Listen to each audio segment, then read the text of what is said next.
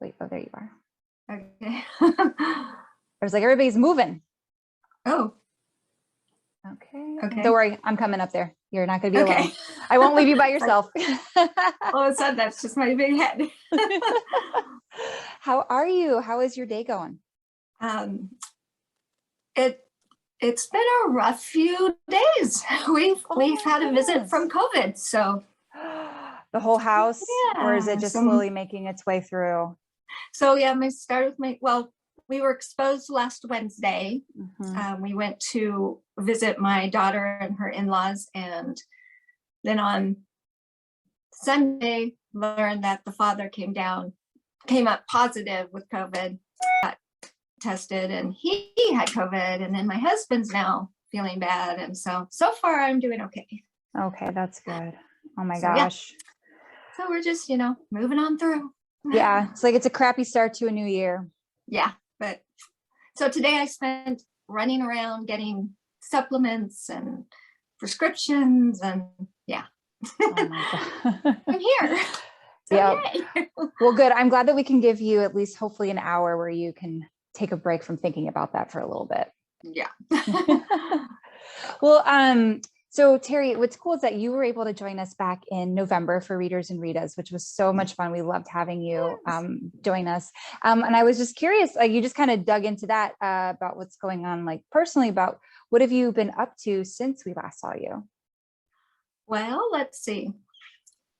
I had turned a book in just before Readers and Readers. And so since then, I've been working on the proposal for the next book, which is due in 2 weeks. Oh my goodness. So that's, actually 10 days. It's due on the 15th, but I've got the first 2 chapters and the synopsis. The first chapter and synopsis are done. The second chapter's dictated, and then the 3rd chapter I'll do over the next couple of days. So been working on that, and then I went to Orlando for Book Lovers Convention, which was my really gosh, did you have fun. so much fun? Yeah, it was really fun. It was just nice to be in Florida in December. Who knew that it was 80 degrees? It was like, oh, this is nice. I can get used to this. You're like, I don't need every a coat December. Here. Yeah, so that was fun. Cool. And I went with Miss Leah, who's in the audience tonight. So yeah. Oh, that's so neat. Did you get to see any authors that you were excited about? There's like, I heard it was such an intimate experience. In Readers and Readas, Tia Fallon was on my panel, and we'd never met in person. So she was there. And so we got to meet in person and hang out. And so that was really fun. Oh my gosh, I love that so much. And yeah, it's I definitely feel the missing of getting to have that sort of in-person reader experience. Yes, definitely. Well, so before we jump right into your upcoming book, Secret Sabotage, which comes out at the end of the month, I'd love it if you would kind of take a step back and tell readers a little bit about yourself and what sparked your interest in writing. Oh, wow. Okay. So, well, I have been writing since 1993 is when I first really started pursuing. So when you were 2 years old? Yeah, right. No. So no, I was pregnant with my daughter, and I needed something to distract me. So I thought, well, I'm going to start writing. So I took a writing class through the local community college, and I learned about a writers group and joined that, and learned I didn't know a lot. So I started learning, and it took me 10 years to sell my first book. But since then, I've written over 50. Wow. So yeah. And I always wanted to be a writer. As a child, I spent a lot of time telling myself stories, and got teased a lot for talking to myself because I talk out loud the stories to myself. Yeah. But so it just seemed like a natural fit to try writing, and I've been doing it, and it's fun. So yeah. So you said that you always wanted to be a writer. So you were also always a lifelong reader? Always. Yes. Yes. My mother worked full time. So in the summers and on breaks, she dropped me off at the library. Okay. And I don't know that I would do that myself, but it was a safer time then, different times. Different times. And so I would just go sit in the children's section and just read book after book after book. And then I moved up to, the more interesting books. And when I was in high school, found the romance section. So yeah, lifelong love of romances. So I was going to ask you, who introduced you to romantic suspense? Or just romance in general? We can go back Yeah. Yeah.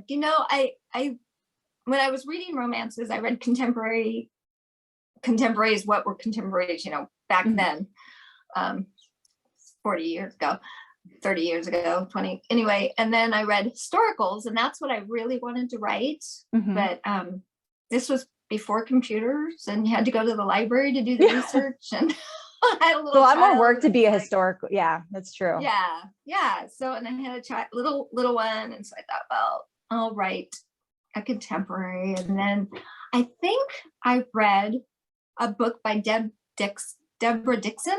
I think, and it was about an arson and an arsonist, an arson investigator and an arsonist. Cool. And it was romantic suspense, and I was just like, oh, this is what I want to write. So that started it. Yeah. Oh, that's so cool. How do your characters come to you? Do they because you said you talk to yourself out loud to kind of work through the story. Do they sort of just appear in front of you, or is it like a name, or do they have a line that might pop into your head sometimes? Some of all of the above. Yeah.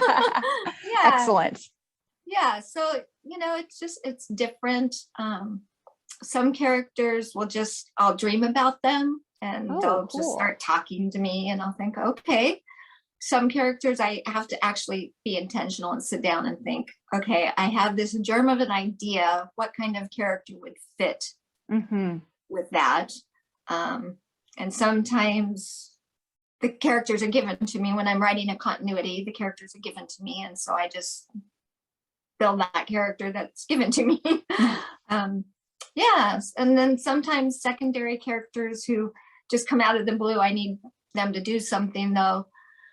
End up being a hero or heroine for their own story. And so, yeah. I think that's always the greatest thing about series in general, is that you kind of get to follow, as a reader, we get to follow those characters that we've fallen in love with, the writer has created for us, for us, for you, of course. But it's such a nice little treat when you get to revisit your old friends. Yeah. Yes. And Secret Sabotage is the fourth book in a series, and all 4 books, the characters all, are on stage, have scenes. And this book is Ian Delaney's story, and he appears in the first book and each book after that. And I kept thinking, oh, I'm going to write his next, but then somebody else's story came. So then I was like, okay, I'm gonna write his next. And then his brother's story came, and I was like, okay, this one.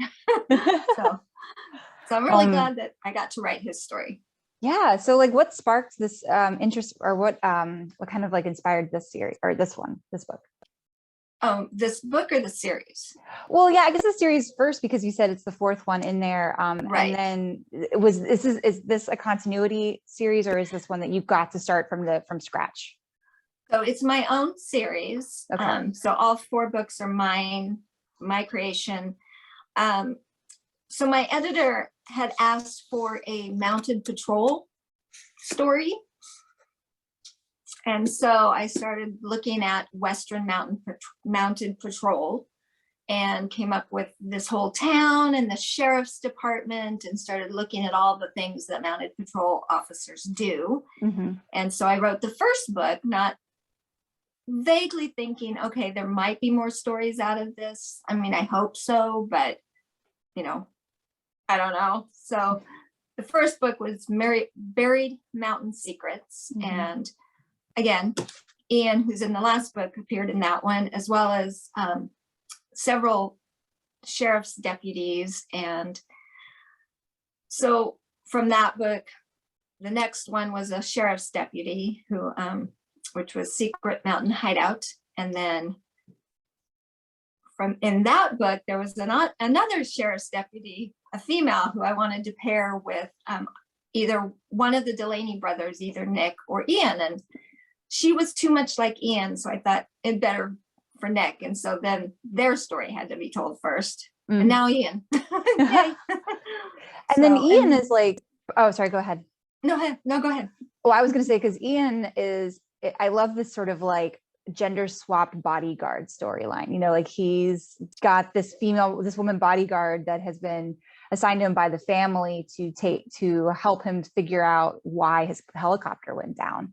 And I just love that sort of twist of, instead of making him the bodyguard, that she's the one helping him.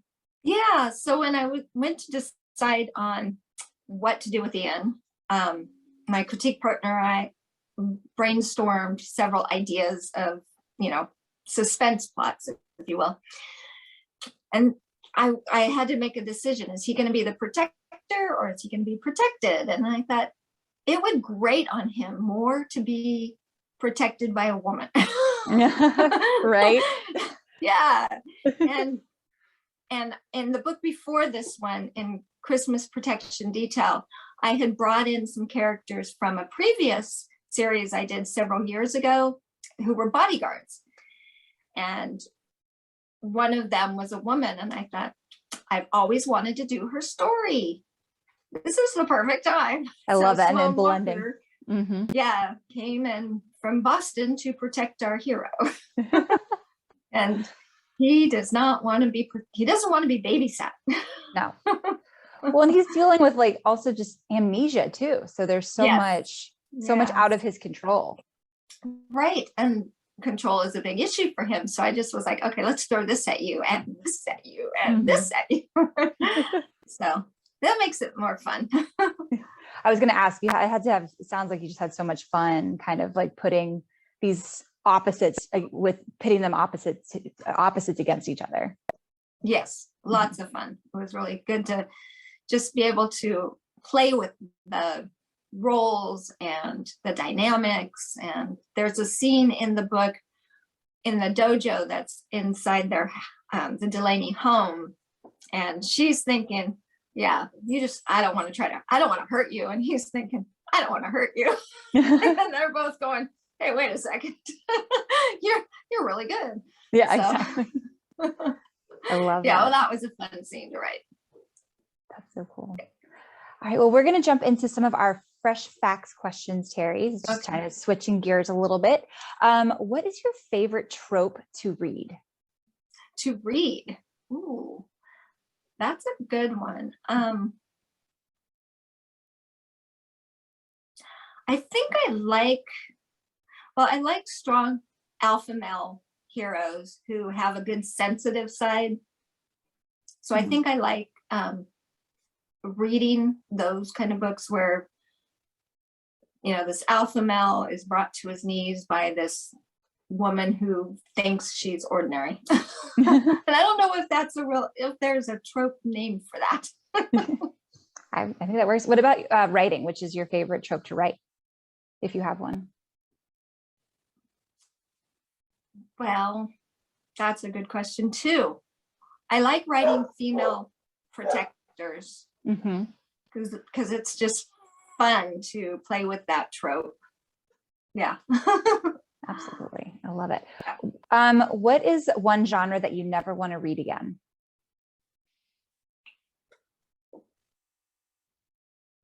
Wow. I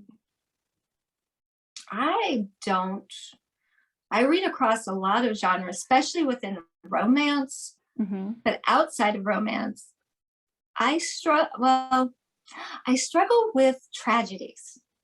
Oh. So I don't read tragedies. That's fair. You're like, I don't want to be sad. No. So, no offense to Nicholas Sparks, but no, thank you. I think we all can agree to that. Yeah. And I do mean offense to, no, I'm just kidding. No offense to Nicholas Sparks. Allegedly. All right. So what is your favorite time of day to write? So that's an interesting question. So a couple years ago, I broke my wrist, which changed everything in my writing style. So now I dictate my first go at it. so I take a hot bath to do that. So, and I like to do that in the morning, but sometimes it has to be in the afternoon. So I don't really have a favorite time to create the first draft. As far as cleaning up that draft, it's just anytime between about 9 and 4. Before 9, my brain's not kicked in yet. After 4, I'm done. Your brain's like, I'm done. Goodbye. I'm done. I always love that you write in the hot tub. That is like my favorite. Bathtub. I wish I had a hot tub. Probably be it'd be like a little too exciting. Yeah. Oh my gosh. Okay. So what is your favorite time of day to read? I read at night, usually. Yeah. When the sun has gone down, it's reading time. It's reading. Either TV or reading, but reading before I go to bed. I love that. I feel the same way. Yeah. It relaxes me. Mm-hmm. I'm like, the sun's down. That means I need to be watching Yellow Jackets. It's time. Yeah. Who was your first book, boyfriend or girlfriend?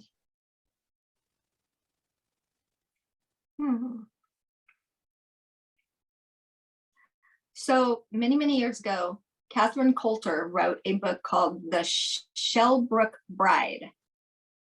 And I used to remember the hero's name, but I can't remember it right now. But for years, that was my,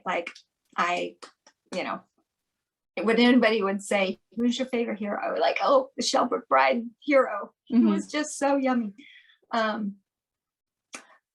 Justine Davis wrote a book called The Sky Pirate many years ago also.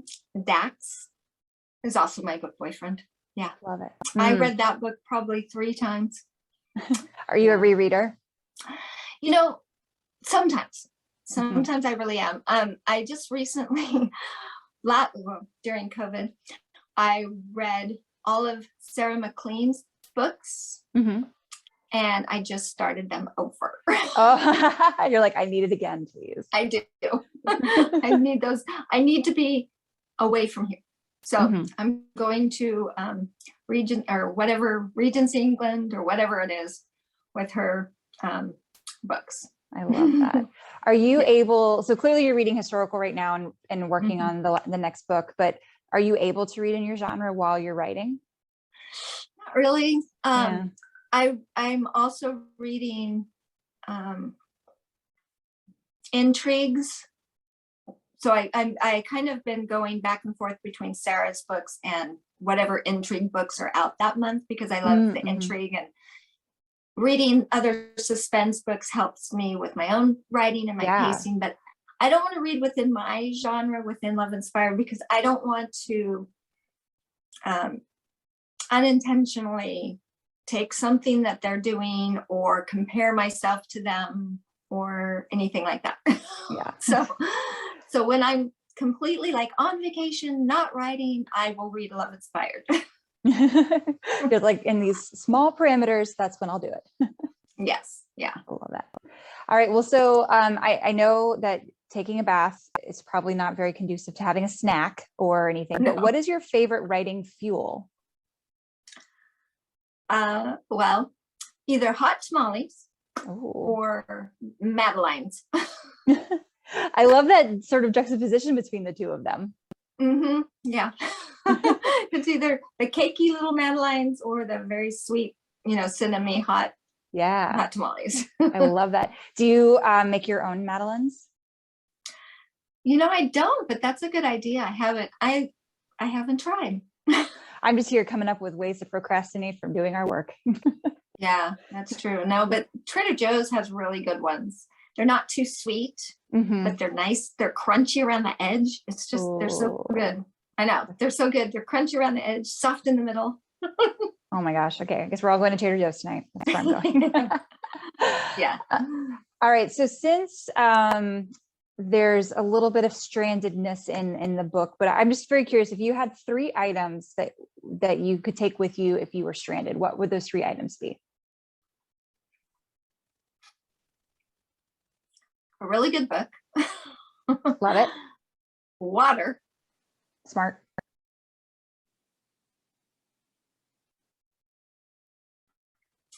And probably a knife. It's really good. Yep. Excellent. Yeah, utility vehicle, utility. Oh yeah, a little utility knife. Yeah. Yeah, just something that, weapon, carve, cut, whatever. Exactly. It's whatever I need. It's perfect. You can sharpen it on a rock. Right. Yeah. I love it. Okay, so this is very apropos for you because you do have Secret Sabotage is coming out in a couple of weeks. Yes. But how do you like to celebrate a new release? Bubbly. Nice. Yes. I'll pop some bubbly. As you should. You deserve it. Yes. What advice would you give to your younger self? Wait, say that again. What advice would you give to your younger self? Depends on how young you're talking. If we're going way back, I'd say start writing sooner. Don't wait until you're 30. But overall, I'd say just in general, I would say believe in yourself and don't let anybody else define you. I love it. Yeah, those are all very good advices, actually. Don't delay to do the things that you should be doing. Yeah. Okay, so this is a fun one. With whom would you want to be stuck in an elevator? Ooh.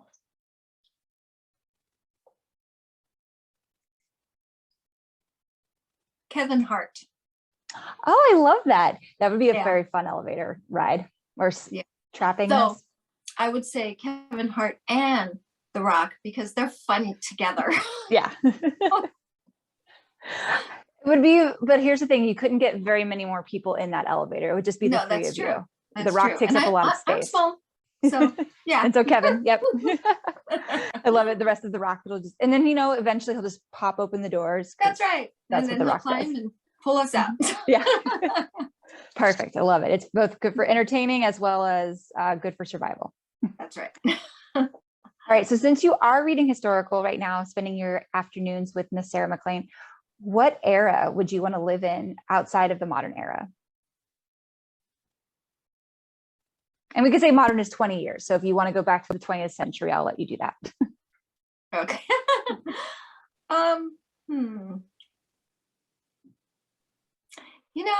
It's hard to say. I kind of think the turn of the century when there was so much change, and I love Downton Abbey, and I love that era. I think a little bit before Downton Abbey started, but in that kind of time frame, I think. Yeah, beautiful costumes. Yes. All right, are you a pantser or are you a plotter? A plotter, but yet a little bit of a pantser. Right. So I do a lot of heavy plotting up front. And then when I'm dictating, I have an idea of what I'm going to do in that scene. I know what needs to happen, but because I am in the bathtub, it's a lot of stream of consciousness, kind of just, though I know what needs to happen, I'm just talking. And sometimes things happen that I never planned, and I'm thinking, or I'll keep it, or I'll get rid of it, or I'll move it. But yeah, but mostly plotter. Mostly plotter, yeah. Did you see a change in that after you had had to start doing more dictating? Yes. Yeah. Yes. Yeah. Before that, I would still go into my writing with it plotted, but I would write and then stop and say, okay, let's plot the next few paragraphs, and then write, and then so it was a lot slower. This has been a lot faster. Yeah. Yeah. So I just get right through it.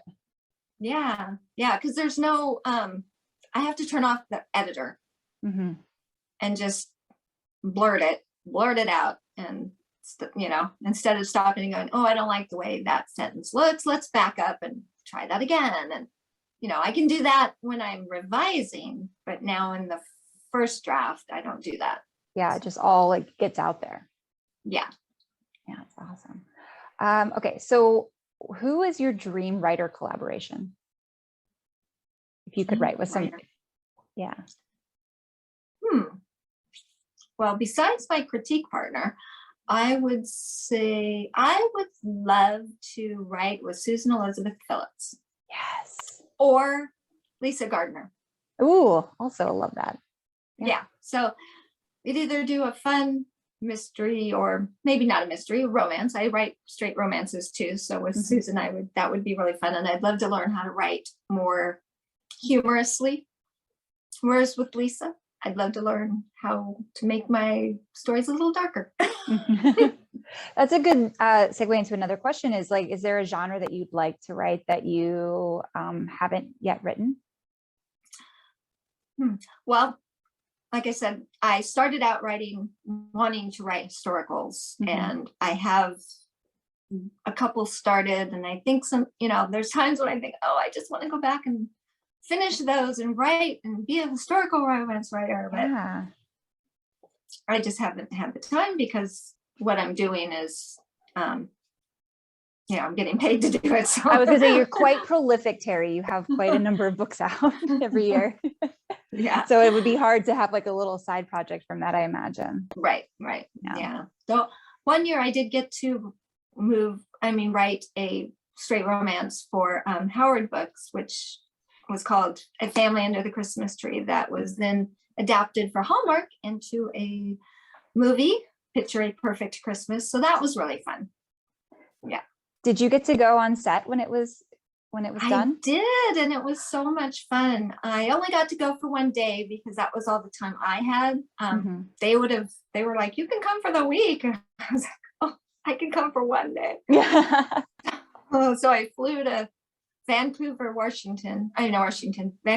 BC in the evening, spent the day, and then the next morning flew home because the next day after that I was flying to Munich. So I was like, but it was really fun, and it's an interesting experience. As the producer told me, I'll never look at movies and television again the same because, the curtain's been pulled back. And now absolutely. I'm like, oh, guys, I know how they did that. I know how they do those little magic tricks that we think, oh, so that's been fun. Yeah. Well, and it's so funny too, because like at one point you're like, do I enjoy kind of seeing those, not flaws, but those like things that make the movie magic happen? Or do I want to go back to just never having known about them? Yeah. Well, yeah, yeah. I try to just say, forget it when I'm watching. Because like I watched Hawkeye and it was like watching an actual movie. But I was thinking, ooh, I know how they did that. Oh, stop. Don't think about that. There will be times where I'm watching movies and I'll just start to have a moment outside of it. And I'll be like, these are just people in costumes standing on a stage talking to each other. Because I've been on sets and I know how like there's really, only so much that's exposed. And it's like, oh, okay. There's just wires everywhere. Right. And there's a microphone, right? Out of view. Yeah. That's so cool. So would you want to do that again? I mean, obviously you'd probably want to do that again, sell another book that would become a Hallmark movie. Who wouldn't want that? Yes, of course. Yes. But I have not taken the time away from my other writing to actually do it. So yeah, I have to do it. Yeah. Understood. Before it'll happen, and I haven't got there yet. Well, Terri, before I turn the floor over to our readers for some follow-up questions, I'd love it if you would tell readers how to stay in touch with you and find out more about you. Oh, okay, great. So my webpage is www.terrireed.com. And you can also find me on Facebook at Terri Reed Author and Instagram at Terri Reed Author. Awesome. Perfect. And BookBub, Terri Reed Author. Awesome. Well, thank you so much, Terri, for joining us today. This was so great. I'm going to go ahead and turn the floor over to our readers now. Okay. Thank you.